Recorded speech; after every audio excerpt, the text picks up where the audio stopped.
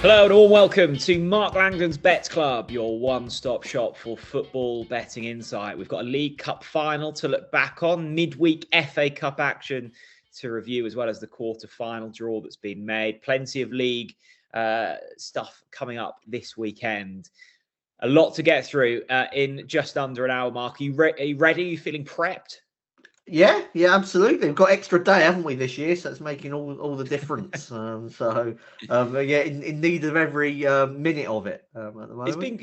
It's been quite fun having this midweek FA Cup action. I'm a huge fan of Liverpool now, just fielding under 18 sides at any possibility. It's been quite amusing. Well, I'm sort of thinking more just going to say, like it's just you remember when like you used to have like used to be like sons v dads or something like that.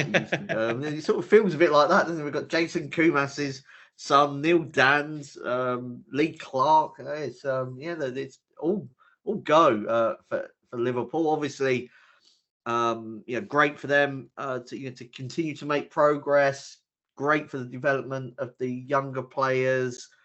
The buzz they will have got of particularly beating Chelsea, which I'm sure we'll get to, but. Against Southampton, there were a few tricky moments.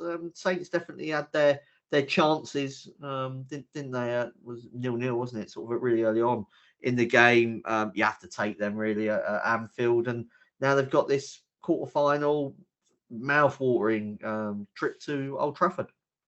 I was listening to TalkSport and I was not sure whether to believe it. They were saying that they were going through sort of the academy rules at Liverpool that they've set since Klopp's been there. You know how they used to like sort of clean the boots when you're a 14-year-old and stuff. And they all sound rather believable. And then they said there's a rule that's been introduced by Jurgen Klopp that that stops sort of the younger lads coming in with a car with an engine size over 1.3 litres because he hates sort of Range Rovers and stuff. And I just thought, surely that's not a thing, is it? I mean, if it is, fair play. Well, I'm never sure what to answer. I'm really terrible with cars. So when you do your car insurance or and they go like, "What's the engine size?" I have no idea. So I might have fallen foul of Klopp's rule in that regard. I suppose it's really just about having rules, whatever they are. I think it's about sort of them being set and being followed, and the reasoning behind all of that process. I'm sure it's not necessarily about the quality of car. It might be about it might not be about the size of the engine. It might be about them not getting too flash. With the cars that they're bringing in, and remembering kind of where they are in the pecking order and where they want to get to. And for some people, if you've got it all before you've actually even made it as a footballer, I can imagine that is quite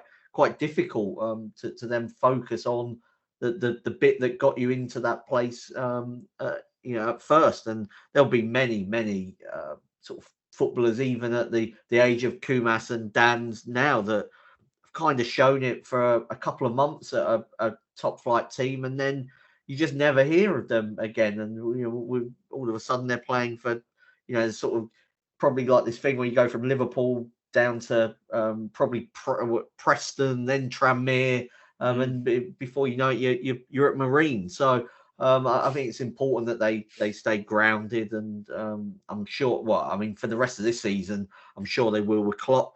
Just very interested. We discussed it before, but just interested to see who kind of is able to kind of put their stamp on it next, because Erik ten Hag has got rules, isn't he? I don't know if you saw that this week about how the players have to go in on a Sunday if they've played on a Saturday to do video sessions, and they didn't want to do it apparently after the game against Fulham, and asked to not show up on the Sunday, and they were told to be fair, Mark, they probably didn't want to watch video nasty.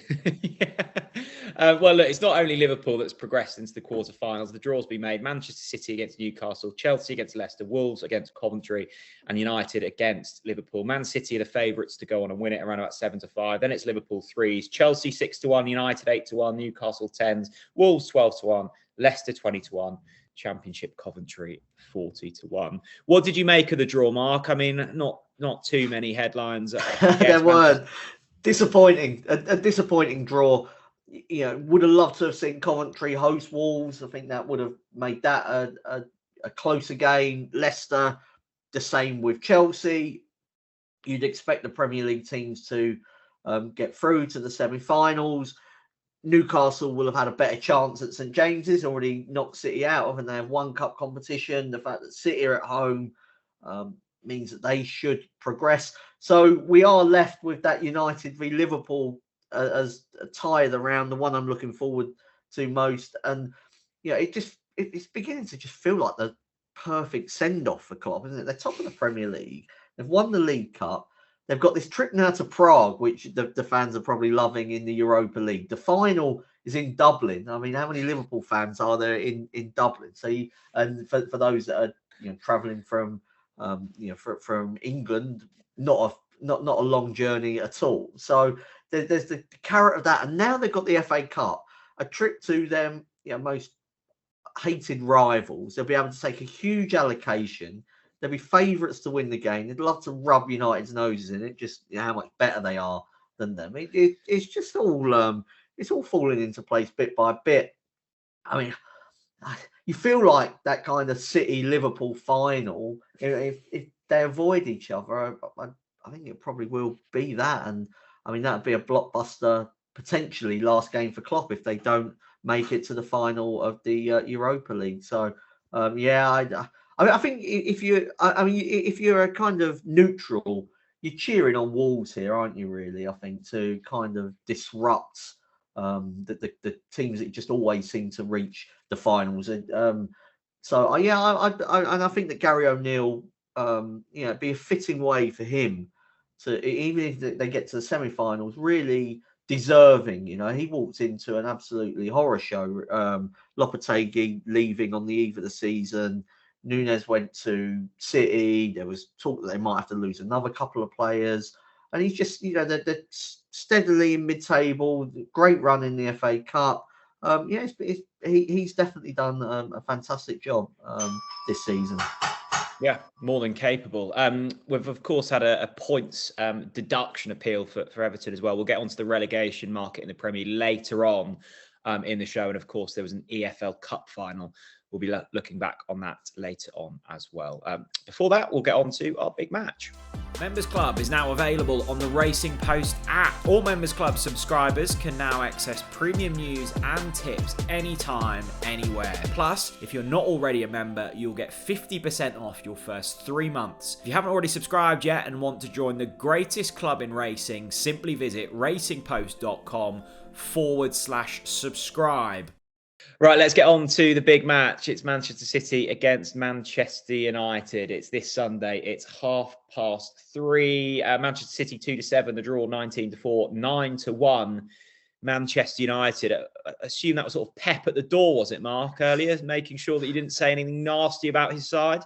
It was Gary O'Neill just thanking me for the kind words. The wife would have been ordering again.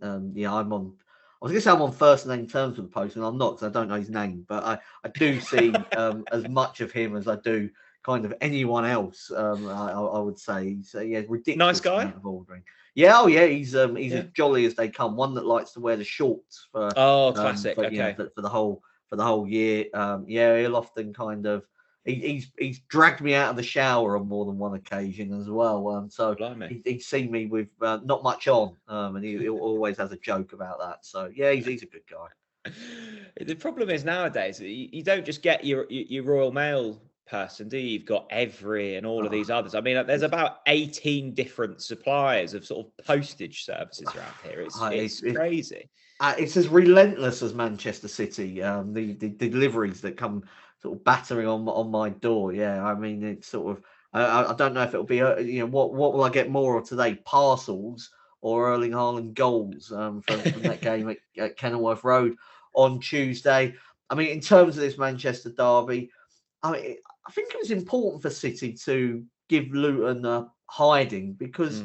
Really nervy for them at times in the Premier League, and they've not been able to put teams away even when they've been winning them. So for Haaland to get 5 goals, De Bruyne get 4 assists in the end. I'm struggling. Well, I think the first 4 were Haaland goals and De Bruyne assist.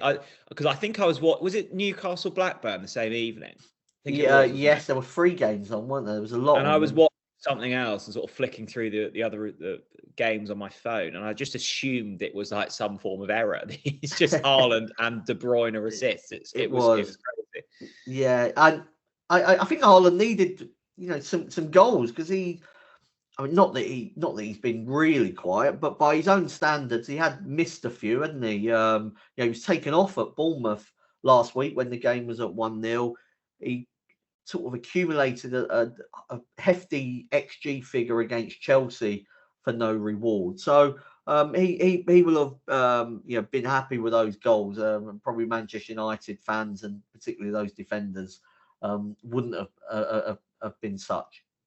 Well, just as we were talking up last week, Mark, about Manchester United hitting some form and starting to look good, you warned us. You said you never quite know what you're going to get with Manchester United, and that's exactly what happened last week against Fulham. A completely different performance. Yeah, well, this is what happens when you don't have like a managerial sort of process and those sort of solid team foundations, because Manchester United are inconsistent in the season, but they're inconsistent even within matches.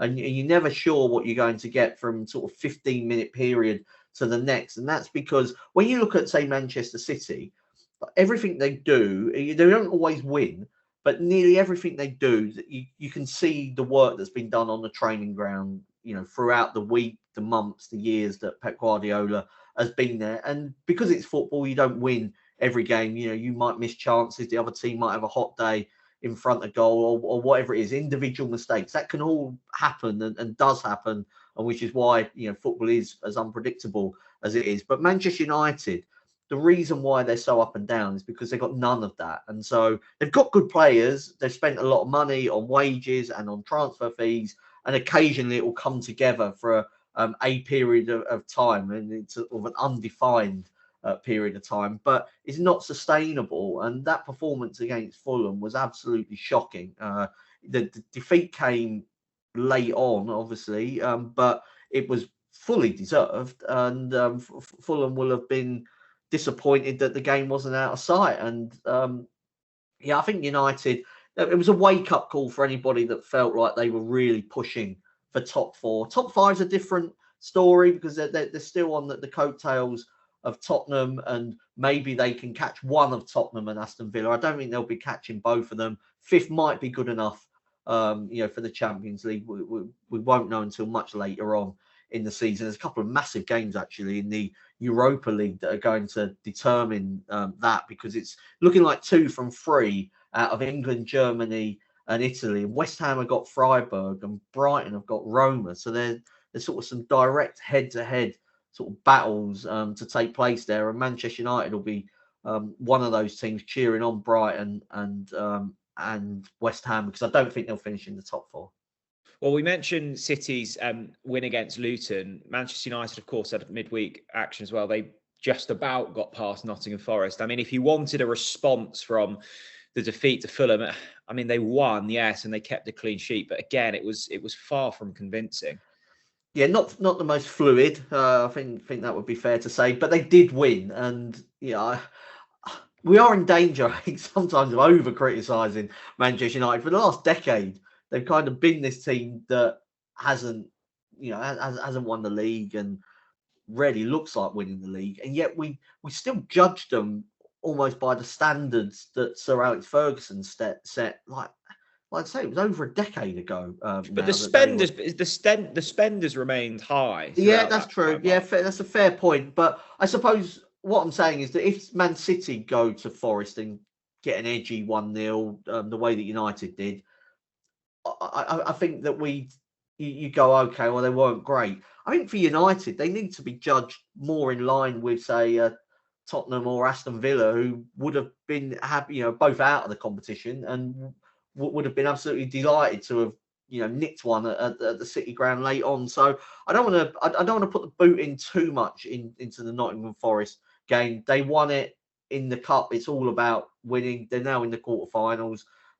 Maybe their fans will, if they get turned over heavily by Liverpool, they might have wished they'd gone out in the round before. But I think it was a good response in terms of the result. So yeah, I'm not going to dig them out too much for that. Okay. In terms of the best bet for this, where are you going? I'm going to go for no goal in the first 22 minutes of the game, which is around about 5 to 6. It's happened in 9 of City's last 12 league games. You get 0-0 in your favour as well. I don't think it will be goalless, but it might take a while for that first goal to arrive. We've seen City need to be patient and need to break teams down more often than not in sort of the last couple of months. And then I was looking at Manchester United's sort of outcomes in the big away games. Obviously, they got the 0-0 at Liverpool. It was 27 minutes at Arsenal when actually United were the team to break the deadlock, and it was 26 minutes in the reverse fixture when City were on top but got that penalty. We'll file it under the soft category that was given by VAR. It was all about where the tug of the shirt was it in the landing zone, and that wasn't something that the delivery zone or whatever it is that I didn't know existed until a couple of weeks ago. So yeah, I think United will lose the game, but they might be able to hold on for the first quarter. Okay, let's run through the rest of the Premier League action this weekend. We shall start with Brentford against the newly named £1 billion bottle jobs. Miles, did you enjoy that? I bet you were sort of chuckling away on your sofa, weren't you? Two answers here. As a Tottenham fan, yes, absolutely, because we've had that tag thrown at us for long enough, not without the billionaire bit. Yeah. And yeah, Chelsea are a rival. Pochettino sold his soul, according to some Spurs fans, by heading to Stamford Bridge. So I was, from that point of view, having a good chuckle. From a professional point of view, I actually thought that it was way too strong from Gary Neville. And Pochettino said after was it before or after the game against Leeds, certainly in the press conference, that Neville's words matter and they do carry. And I think that it went too far to label the whole team and club in that way, actually. It was interesting to see, Mark, because the whole narrative, and rightly so, around that Liverpool squad is how young they were and how many academy kind of graduates. I think if you looked at the starting 11s, I haven't got the stat off the top of my head, it was a similar starting age, wasn't it, in terms of an average? So actually, both very youthful, inexperienced sides going to battle. Yeah, I'm going to contradict myself here by sort of disagreeing with you, I suppose, and go, but there's a difference between buying somebody for 80 million and then being young, and another one being forced to use an academy graduate because you haven't got players because of how many injuries you got, and that's a strategy against somebody that needed to do it, and we don't yet know. I mentioned it earlier, like to what level the likes of Dan's and Clark are going to get to. They might be playing League Two in a couple of years, and you just have that one golden moment on their CV. But even allowing for that, I do think that to call them bottle jobs, just but they've lost it. Was it 6 of their last? I know it's this. Yeah, but a lot of them have been close games. A couple of penalty shootouts. I mean, Gallagher missed that couple of chances. There was the offside goal that was by a fraction. And on another day, Chelsea win that game. And the narrative is that Pochettino's got them going, and it's the first of many, and all of this stuff. They didn't win the game. I felt their extra time performance was odd, and that they should have been more aggressive. But they could have been tired and not been able to force the issue. Who knows? It did feel like this was their opportunity, though, didn't it? Against a really weakened Liverpool side. I mean, I quite enjoyed the remarks. I didn't take it too literally. It's interesting you mentioned kind of Pochettino's comments surrounding it, because, you only really seem to hear managers and players discussing pundits' discussions when they're under pressure. And I think Poch is starting to feel that now. Oh, absolutely. You see the way he was slumped over the sort of railings when that Liverpool goal went in. He will have known how important that game was. We spoke about it last week, that you for his kind of, I suppose, self-belief, for the Chelsea fans' belief in him, that they needed something to go their way. the fact that it didn't, and then you get called bottle jobs afterwards when there's probably a fair chunk of Chelsea fans that have already got Pochettino down as a choker, it is not going to help him. Absolutely not. They got the win against Leeds in midweek, late on from Gallagher. And that's what I'm saying. Gallagher missed a chance really late on against Liverpool, then scores one against Leeds. And I don't think that's the manager's fault. I mean, you can only sort of take the team up and down the pitch. You need the players to put the ball in the net. And, I think Gallagher's been one of Chelsea's few bright sparks. So not having to go at him for missing those chances, but feel like you wanted him to take one of them. Or that Enzo Fernandez one when he back-heeled it rather than just passing to two teammates that had much better opportunities. I mean, that's not Pochettino's fault, is it? No, it's not. This, that was a weekend to forget. This feels like a good opportunity, though, Matt, travelling to Brentford, who we'll get onto the relegation odds after this game.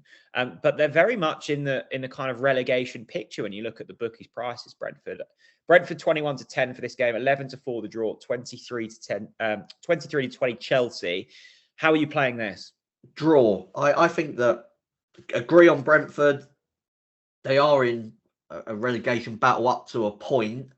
Because we don't yet know if Everton are going to get another points deduction. Nottingham Forest might get a points deduction. And Luton, despite getting plaudits, are not actually picking up that many points. So it should be okay.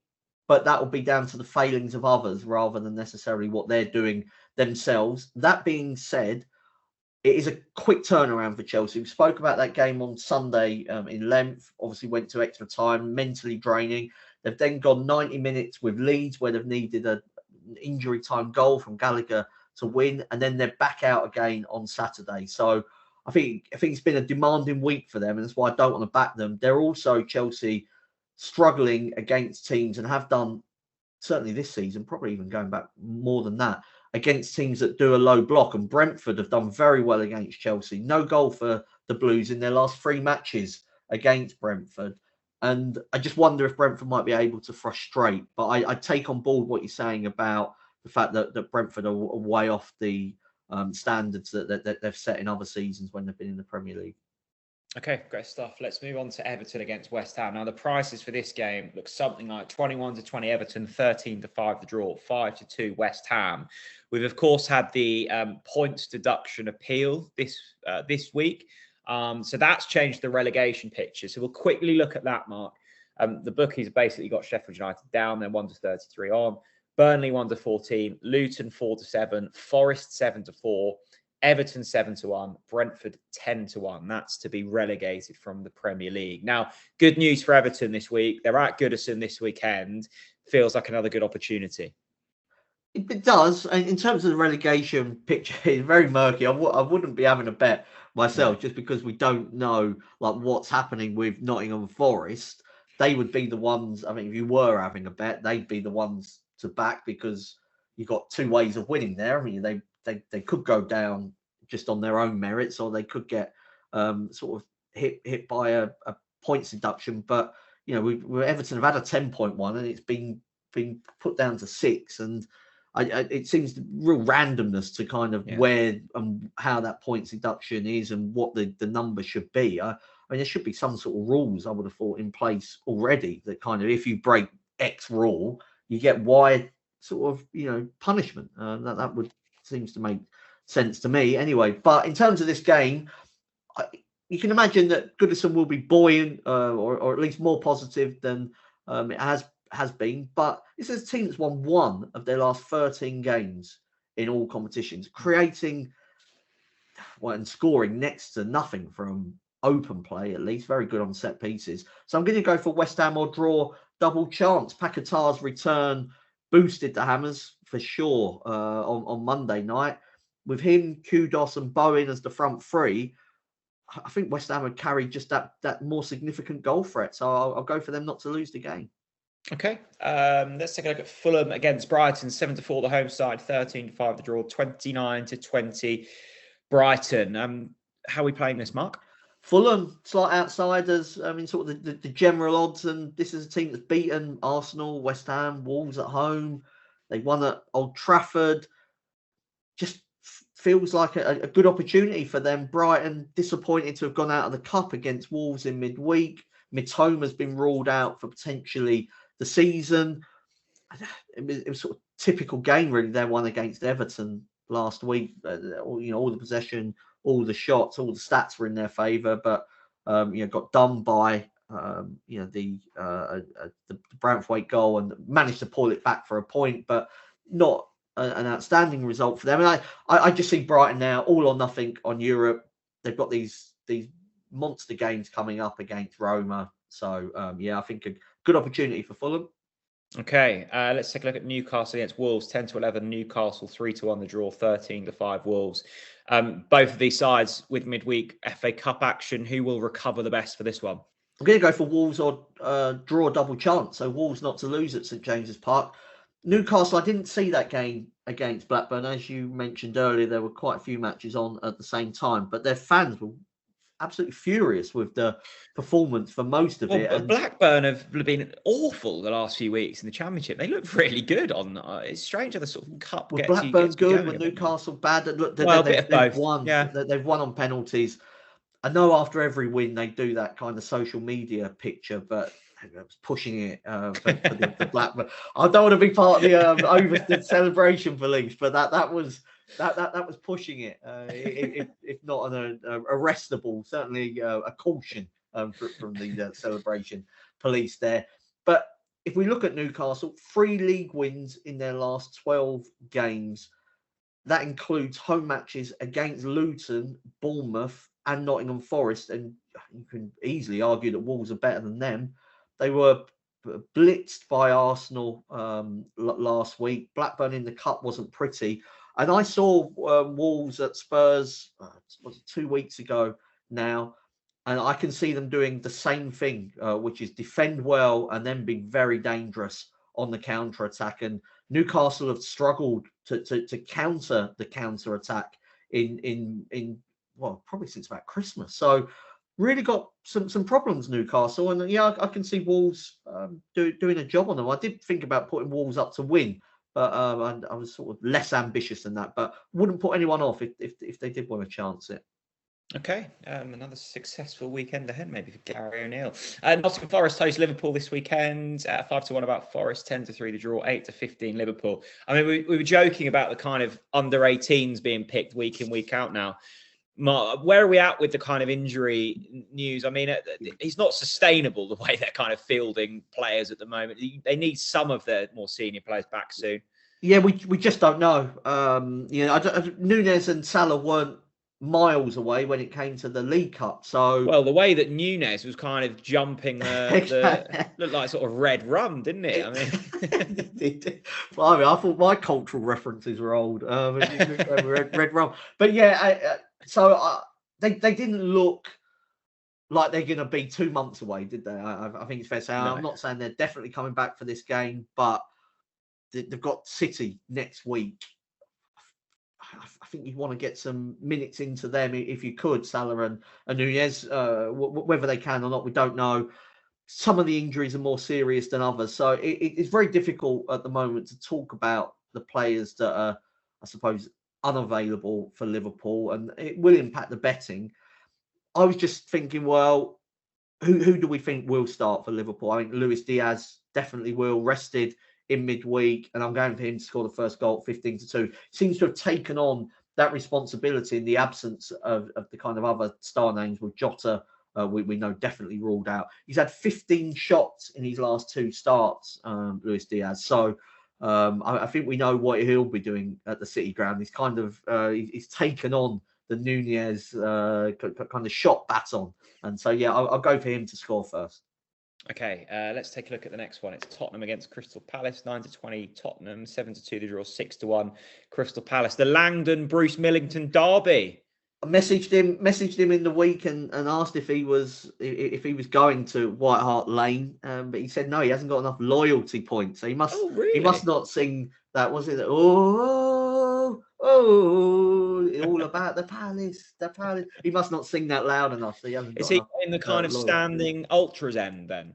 No, I don't think so. I think he's the Bovril leather seat. The Arthur Waite Is that a I'm not stand at sure. Palace? It feels like Well, it is. So. The only times I've been to Palace, the away end is so, you have such miserable, isn't it? viewing. I don't actually see any of the rest of South. Like you sort of No, see it's a miserable. that's it.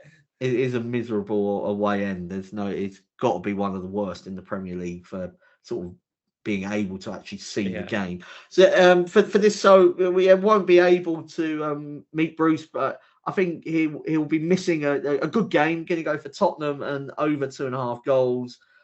It was a shock for Spurs against Wolves. I do feel like the impact and the absence of both fullbacks hurt them in that game. And we're speaking before Postecoglou's press conference, but when he spoke about Udogie being out, he said that he'd only likely to miss one game, so he should be back. Not certain on Porro, but I think as long as they got one of them back, those fullbacks are really important. Crystal Palace got their 3 points against Burnley and deserved to beat them. But it was 10 men they were up against. They didn't score when it was 11v11. Eze could be back, which will help Palace and their ability to score goals, but they are still missing other key players. So should be a good opportunity for Tottenham to get back on track in their push for the top 4. Okay, the evening game on Saturday, Luton against Aston Villa. Luton 10-3, 16-5, the draw 8-11. Villa, I enjoyed it, Mark, the kind of post-match analysis of Luton against City. And I was just wondering, how long is it going to take before the pundits start saying, oh, Luton need to sort of switch their style up a little bit. They're shifting too many goals. It wasn't long, and it was ticked off the bingo card. In the week, it was all chat about, oh, they're shipping too many goals. I mean, come on, they're against Haaland and De Bruyne. It was not going to be easy, was it? No, I mean, what they're doing is the right way. Yeah. If they go down, they go down, but they're not going to be able. They've tried sitting in the early part. That didn't work. They're much. I think more likely to win games playing the way that they are. I think this will be a really good game. Both teams are scoring over 2.5 is the way I'm going. Luton are so aggressive, and they need to be even more so now that Everton have got sort of 4 more points than they had this time last week. They've scored in their last 13 Premier League games, Luton. Only Tottenham are on a sort of more a run of sort of scoring in more Premier League games. But as those doomsday pundits were suggesting, Jack, conceded 13 goals in their last 4 in the league. Yeah. Most of them were tough games, and this is another tough game. So Aston Villa are, the kind of team that will feel this is, I don't like to say must win, but they'll feel like it's a good opportunity to get those 3 points. So I'm expecting just a really good game between 2 teams that I like watching. Yeah, I think fair play to Luton. They're putting a really good show so far this season. Best of luck to them. 1 o'clock Sunday, Burnley against Bournemouth, 14-5. Burnley 13-5. The draw 19-20. Bournemouth. I mean, for Burnley, Mark, they were such an exciting outfit last season. I think many expected them to not only survive, but with sort of relative ease this season. It's just not been the case. Yeah, I was one of those. I don't know entirely what's gone wrong. They did lose some sort of loanees, but I heard George Elek on the Guardian this week saying that he felt that there was complacency there from Burnley. Maybe there was. That hadn't something I'd thought about previously, but you can understand why they did feel like that in some respects, because they were so good in the Championship, and usually the best teams in the Championship and the ones that go on to get the amount of points that Burnley got are fine in the Premier League. I've noticed they have changed their style now and are trying to be more defensive and more solid and not play out quite as often. And they got caught, didn't they, doing that? And that's where the red card came from against Palace last week, trying to do that. So I think they're it's going to take big points deductions for them to survive, and I think they're already probably know their fate. If Vincent Kompany was being honest. In terms of this game, I'm going to go for under 2.5 goals. Bournemouth, so annoying. Put them up in the FA Cup. Had a nice draw against Leicester B team at home, and then Solanke goes down injured before the game, and Unai, his replacement, has to be taken off at half time. They're both doubtful for this game, and if they're unable to play, Bournemouth's attacking options are seriously limited. So that's why I was going for the unders. Yeah, that makes sense. Monday night football, Sheffield United hosting Arsenal, 16-1. Sheffield United 6-1. The draw, 2-11 Arsenal. Can't fancy this, can you? If you're a Sheffield Oh my United fan, God, it's just Arsenal. You've been there. You've been there, Jack. You've been there for this type of game, haven't you? How does it feel? Well, you're clinging on to sort of a 2-0 defeat and hoping for it is very much damage limitation. Going particularly Monday night, it's probably going to be raining, isn't it, in Sheffield? It's just a pretty grim experience, and I think Sheffield United are probably in that zone now. No real hope of survival. Difficult task here. I mean, what is there to look forward to? Yeah, this isn't sort of what you dream of when you kind of get promoted, is it? The reality of it. Arsenal should win this game, win it comfortably. Struggling to find an angle given how short they are. I'll just throw a dart at Arsenal to win 4-0. Double figure odds around about 10-1. They've scored 16 goals in their last 4 league games, Arsenal, and they are, really just in the groove in that attacking sense. Sheffield United, I don't know who's the worst team in the league out of them and Burnley, kind of flip-flop at times. I think probably on a talent point of view, it's probably been Sheffield United, but I think you could argue on other times they've shown some guts at times, but then your other opportunities, we've seen them get, tonked 8 and 5. So this, I think, will be a very one-sided game. Yeah, I probably don't need to spend too much more time talking about it. Perfect chance for Arsenal to sort of add another 3 to the tally and boost the goal difference. Sorry, Blades fans. Maybe tune into another podcast if you're looking for some form of hope. Right, that's your Premier League card marked. We shall chat to Aaron Ashley now for all things EFL. If you want some free football bets this season, we've got you covered. Simply head to racingpost.com/free bets, and there you'll find over £200 worth of them for you to use this season. That's racingpost.com/free bets. Yeah, always a pleasure to be joined alongside Aaron Ashley to talk all things EFL. Now, the team in focus this week, Forest Green Rovers, Aaron. Now, near the bottom of League Two, and as a man that doesn't delve into League Two too much, the only things I see about Forest Green Rovers seem to be sort of managerial disappointments, but things seem to be starting to head in the right direction.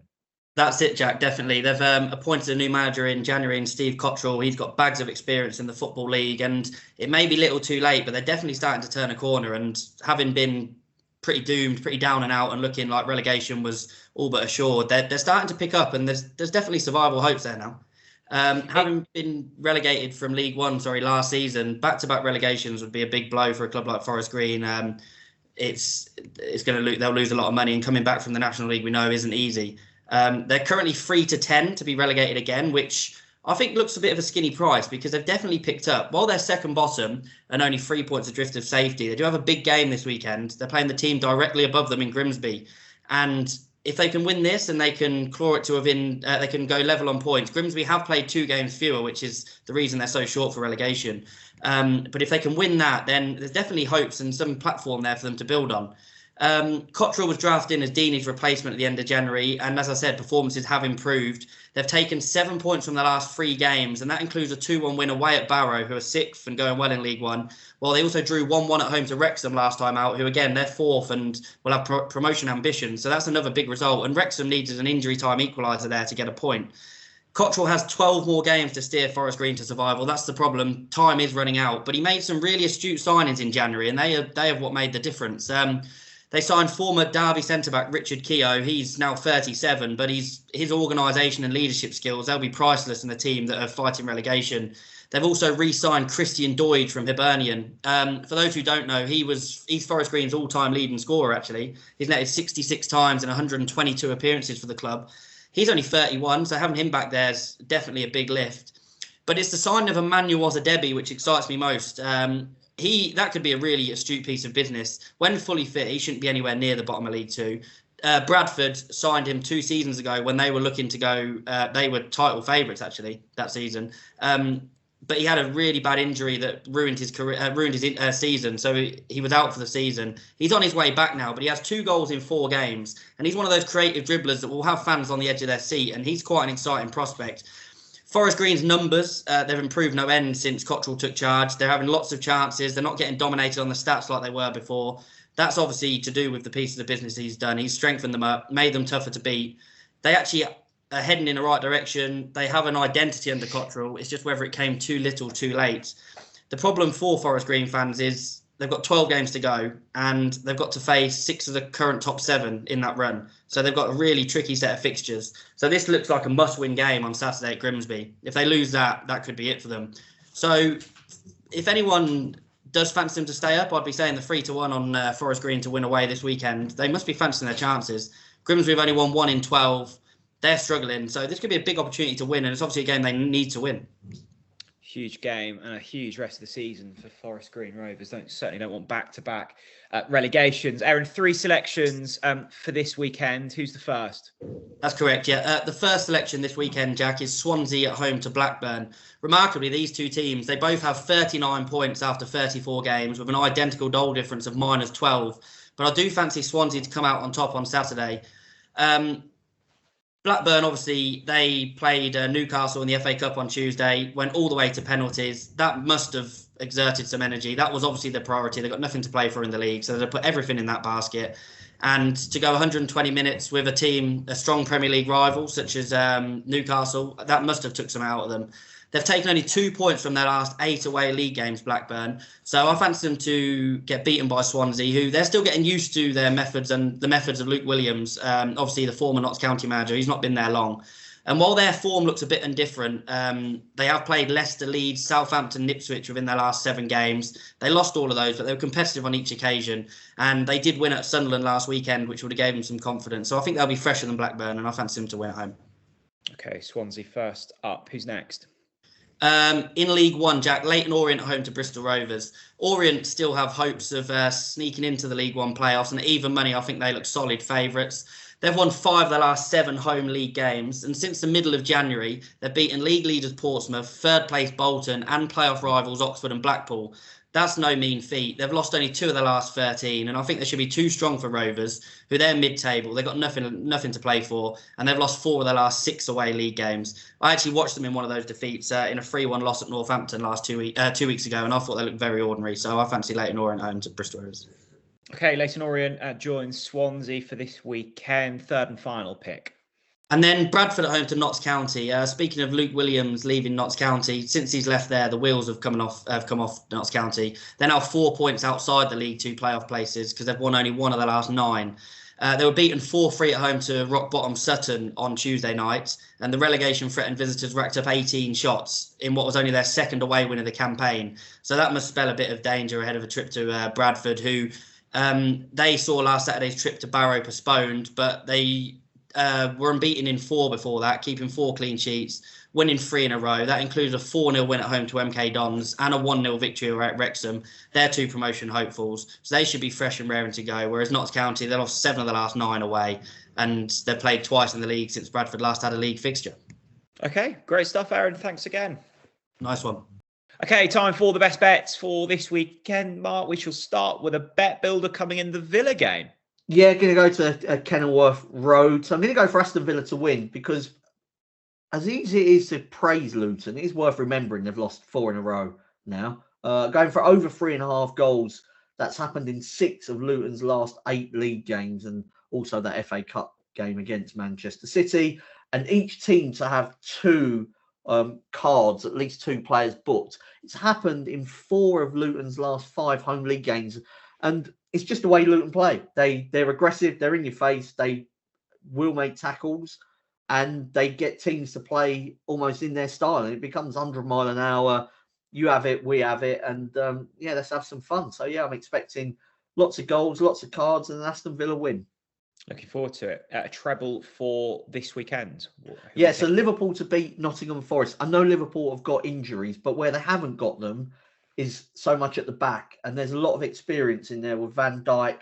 You've got Canate, you've got Joe Gomez, you've got Andy Robertson, and that I think can sort of be the steadying influence for the attacking players, whoever is fit to win at the City Ground against Nottingham Forest. Leeds, the mighty Leeds, to beat Huddersfield. They're rocking at the moment, Leeds. They weren't very good against Leicester last week, but managed to get the victory. This is obviously a drop in class, and they're all guns blazing towards trying to get automatic promotion. And then the last leg, it's your boys, Norwich, to beat Sunderland. Sunderland in bad shape at the moment, and Norwich have won 4 in a row at home. Josh Sargent banging in the goals, and a big influence on the team. I bet you, when you went to Ellen Road to watch Leeds against Norwich, what was that, about a month ago, Mark? You probably weren't expecting to be putting Norwich up in any form, were you? No, that's fair. But Norwich were, I think we spoke about it the day after. I said they were good in possession, just sort of nothing up front. And actually losing 1-0 at Leeds and making Leeds nervous is about as well as what anybody else has done in the Championship in sort of last couple of months, isn't it? So, that was... obviously Rose out injured at the moment, which is a blow for Norwich, but this is as much anti-Sunderland as well, I would say. It leads nicely into your nap. Yes, I am dropping down to the Championship. On the ball City, Norwich to beat Sunderland. It's 60 feet in 9 for Sunderland in all competitions. And look at the games they've lost in the sort of in the league. Huddersfield, Birmingham, Swansea. These are, but with all due respect or no respect, not good sides. All got their own issues in terms of wrong end of the table and off-field sort of problems as well for Tony Mowbray, of course, at Birmingham. We'll wish him all the best. But the fact that Sunderland got rid of Mowbray. And the Mick Beale appointment was shocking. And what's gone on with Mick Beale? Because I remember sort of, what was it, a couple of years ago? He had a decent spell at QPR, but they were I think about to start slipping, and he rubbed Rangers up completely the wrong way. And I was surprised he got the Sunderland gig. Obviously, he's left now, but he's left the team in a bad place. And I'm going to go for Norwich to win. There you go. That's Mick Beale at the door. Yeah, Norwich are round about 11 to 10. Mick Beale's about to come and fill me in. I think. I did see as well. I think Jack Clark's out for about 6 weeks, isn't he? Their main man. So tough times for Sunderland. Cheltenham's on the horizon, Mark. What does your fortnight lead into Cheltenham look like as a man of Racing Post employee? It's a busy time for the whole company. I mean, my sort of Cheltenham is essentially the Monday before Cheltenham. So the day before, I get that Racing Post pullout that previews every race, and I declare myself an expert at the end of that. Is how I So I leave sort of the prep to other people, but I am involved in various I suppose aspects of the business, and it is a crucial time, and it will be for you, Jack, in terms of the social media and Constitution Hill. Go that I wouldn't say obviously not ruled out, but that news wasn't great for the festival, but just adds to the workload of everybody trying to turn things around. This weekend, Crystal Palace has trip to Spurs, and it's also my daughter's birthday, which is probably why the doorbell keeps on dinging, because it's parcel after parcel of presents the wife has no doubt bought that that are arriving. So I was going to say, do you have any influence on your daughter's birthday presents, or is it mainly wife led? I'd say it's wife led. Not that I'm completely ignorant to the choices. I wouldn't be the cliche kind of man that doesn't know until the present is opened. I wouldn't be that old school about things, but it is wife led. I tend to think that she knows sort of what my daughter would want more than what I would. Good stuff. Mark, pleasure as always. A big thank you to Aaron as well. Enjoy your football this weekend. If you are having a bet, please remember to do so responsibly. And we will be back next Thursday for another episode of Mark Langdon's Bets Club.